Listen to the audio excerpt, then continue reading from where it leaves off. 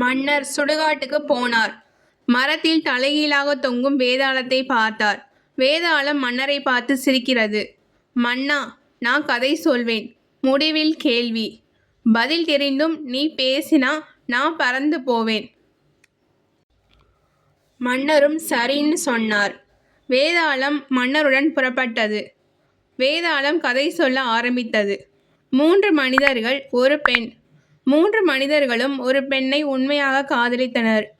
அதில் ஒருத்தன் அறிவாளி, இன்னொருத்தன் வீரன், இன்னொருத்தன் அன்பானவன். அந்த பெண் இறக்கிறாள். அறிவானவன் அந்த பெண்ணுக்காக மந்திரத்தை கற்றுக்கொண்டு அந்த பெண்ணை உயிர் பிழைக்க வைக்கிறான். வீரன் அந்த உடலை பாதுகாக்கிறான்.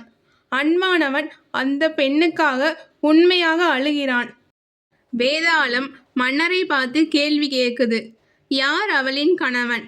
மன்னன், அவளுக்காக உயிரோடு அழுதவன். வேதாளம் சிரித்து மீண்டும் மரத்துக்கு பறந்து போனது.